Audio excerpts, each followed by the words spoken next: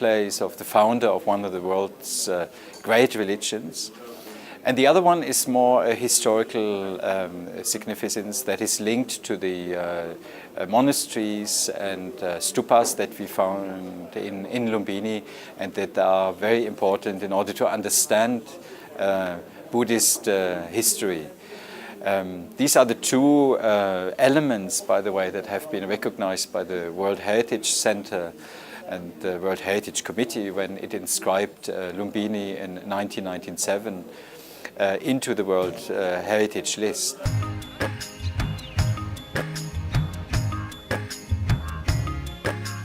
Agriculture has been the main economic activity for centuries, and paddy the major crop of the area. Right from raising saplings in carefully maintained beds to transplantation, weeding and harvesting, the farmers follow every step with ritualistic vigor.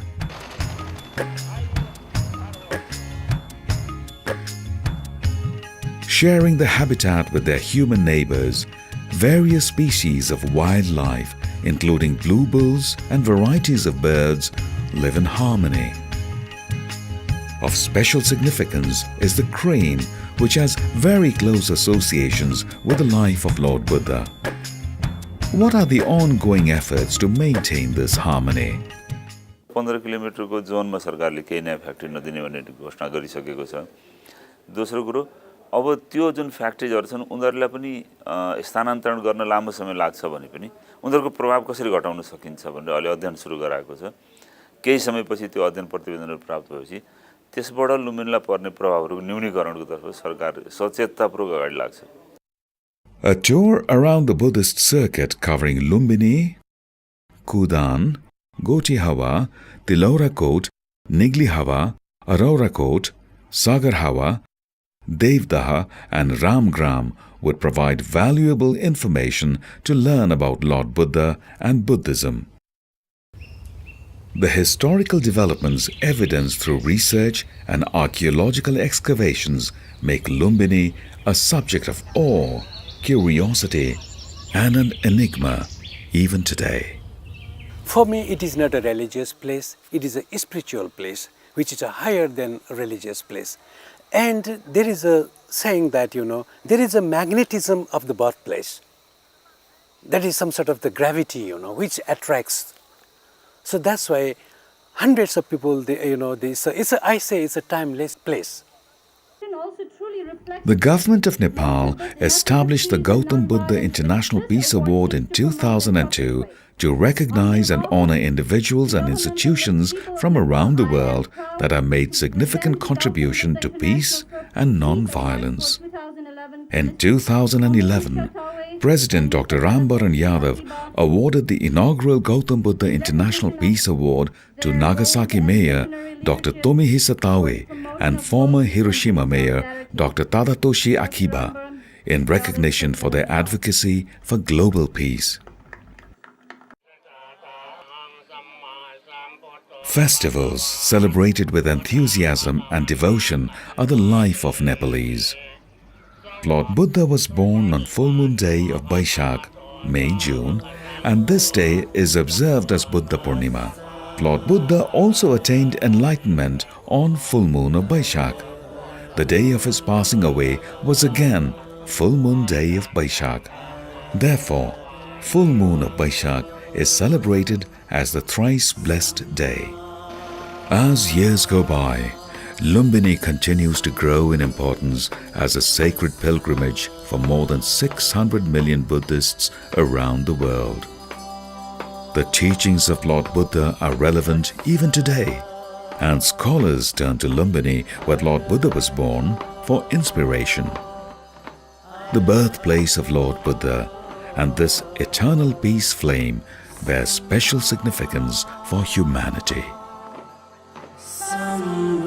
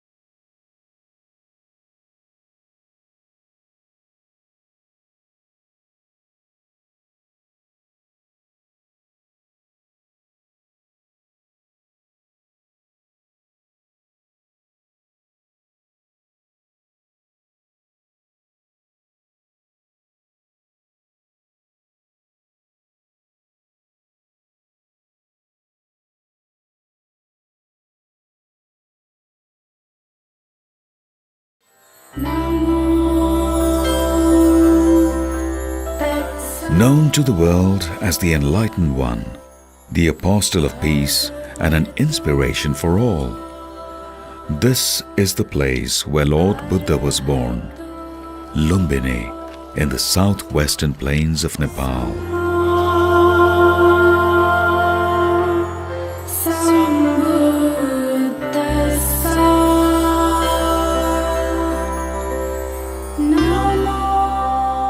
Buddhism spread from the Himalayan foothills to Sri Lanka, Japan, and China. As Buddhism spread far and wide, the birthplace of Lord Buddha, Lumbini, assumed even greater significance with growing number of visitors. However, after Ripumala's visit in the 14th century, Lumbini and Kapilvastu slowly converted into bushland, and Lumbini was almost forgotten. The discovery of the Ashoka pillar by then General Khargasamsher and Dr. Alois Führer, with inscription in 1896 establishing Lumbini as the birthplace of Lord Buddha in the district of Rupandehi, Nepal, a sacred pilgrimage for the Buddhist world.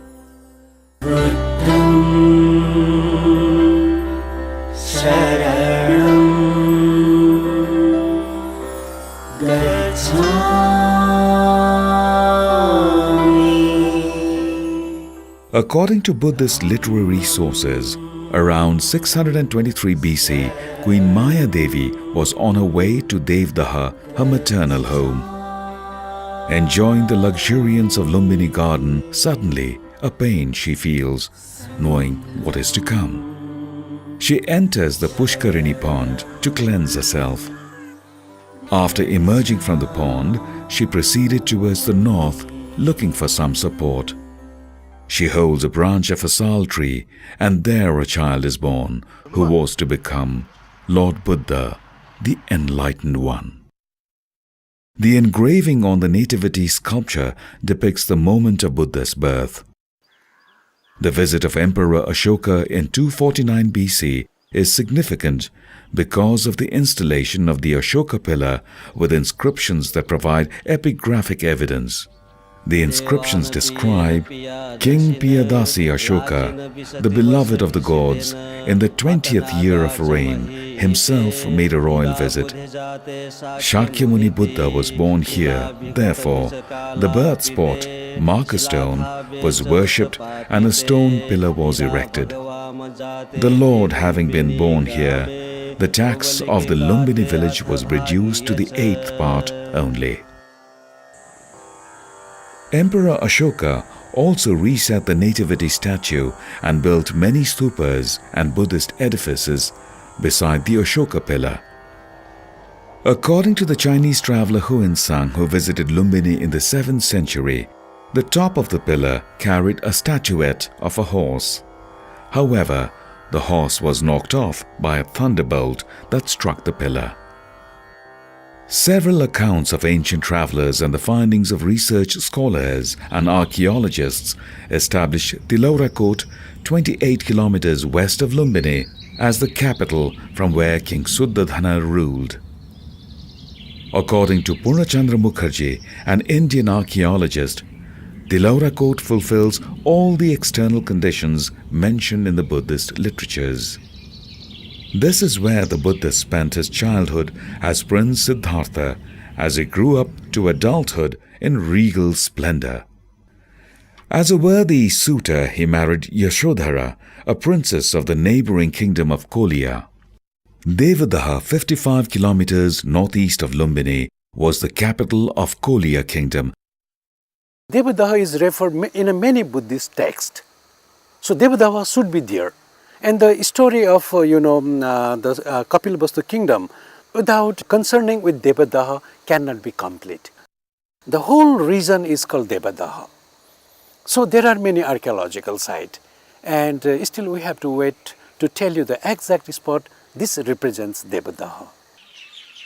The focus still remains around Tilaurakot, where Prince Siddhartha and Princess Yashodhara are blessed with a son, Rahul. However, the turn of events and Prince Siddhartha's encounter with the harsh realities of life take him in a different direction. These experiences compel him to reflect deeply on the meaning of existence, and at midnight on Monday, during the full moon of Ashad, July, he renounced all worldly pleasures as he rode his horse Kantaka out through the eastern gate of the Tilorakot palace in search of salvation, accompanied by his charioteer Channa.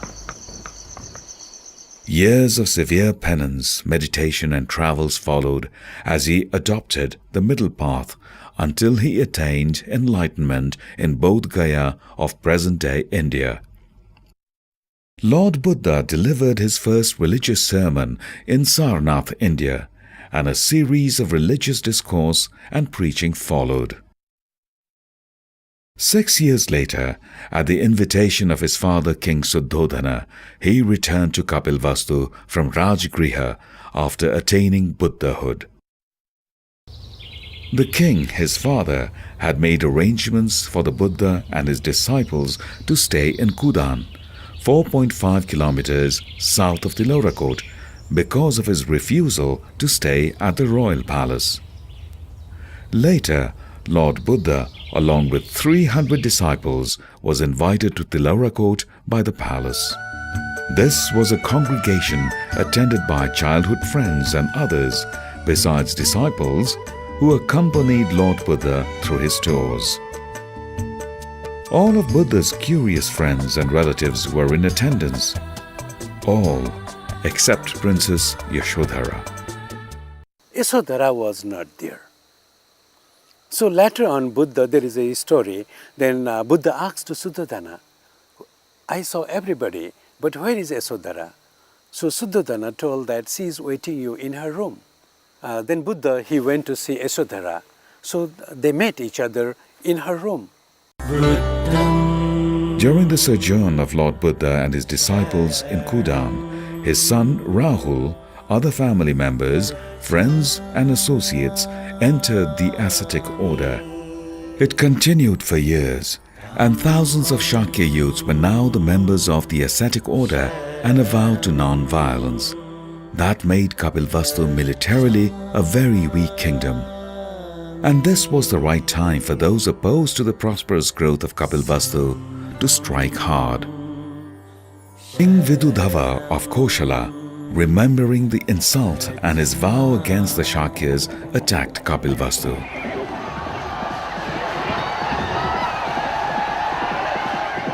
Vidudhava gained victory over Kapilvastu easily. Shakyas fled from Kapilvastu for the safety of their lives. Later, Vidudhava's army encircled the Shakyas in the jungle of Sagarhawa, and they are believed to have massacred thousands of Shakyas out of vengeance.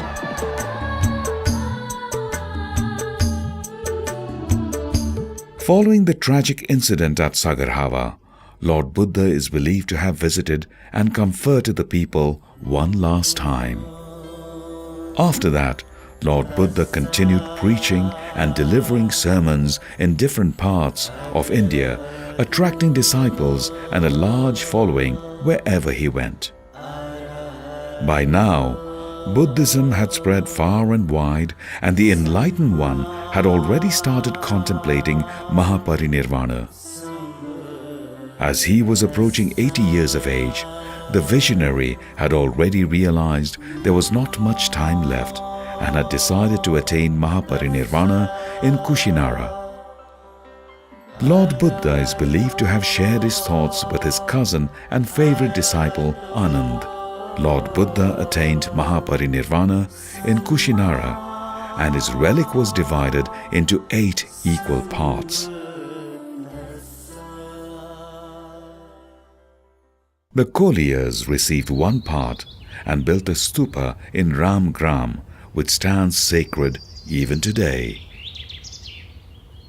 Besides Shakyamuni Buddha, Kapilvastu was blessed with 2 more Buddhas in ancient times.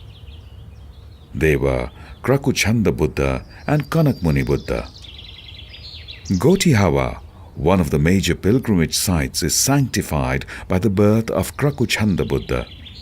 This has been ascertained by the pillar erected by Emperor Ashoka in 249 BC. This is also an important site for the devotees. Another sacred site is Niglihawa, the birthplace of Kanak Muni, the second Buddha of Bhadrakalpa. This site shelters the Ashoka pillar broken into two pieces. The lower part, submerged in the ground, bears the inscription, while the upper part lies on the surface. Also significant is Arorakot, 3 kilometers northeast of Niglihawa. This rectangular fortified area is believed to be the natal town of Kanak Muni Buddha. Realizing the importance of Lumbini for world peace, the then United Nations Secretary General U Thant envisaged a master plan for the development of Lumbini. In 1978, the master plan of Lumbini was approved by the United Nations and the government of Nepal, which Professor Kenjo Tange of Japan materialized. The master plan had three distinct components: Sacred Garden, Monastic Zone, and New Lumbini Village. The focus of the design is the Sacred Garden, located in the southern part. The objective here is to create an atmosphere of spirituality, peace, universal brotherhood, and non-violence. The Sacred Garden shelters the freshly restored ancient monuments at the center, with lush forest and water body surrounding the complex. The Monastic Zone is situated in the middle, with a forest area between the Sacred Garden and New Lumbini Village. The zone is divided into two monastic enclaves by a central canal. There are 13 plots of land in the East Monastic Zone of Theravada, where numerous Buddhist organizations have constructed monasteries and meditation centers. In the East Monastic Zone, Sri Lanka Mahavihar is a major attraction, also because of the presence of the Bodhi tree. Legends say that the daughter of Emperor Ashoka nurtured the sapling of the ancient Bodhi tree in Sri Lanka. The Bodhi tree in the monastic zone is believed to be a progeny of the same tree that stood centuries ago. The preservation of a relic of Lord Buddha placed by the Sri Lankan President Rajapaksa himself has rendered the monastery even more sacred and venerated. Another relic has been placed by the Sri Lankan President at the foundation of a stupa. And 29 plots have been allocated in the West Monastic Zone for Mahayana schools of Buddhism. Various Buddhist countries and organizations have constructed vihars, and some of them are under construction. Pandita Ram International Vipassana Meditation Center, Myanmar,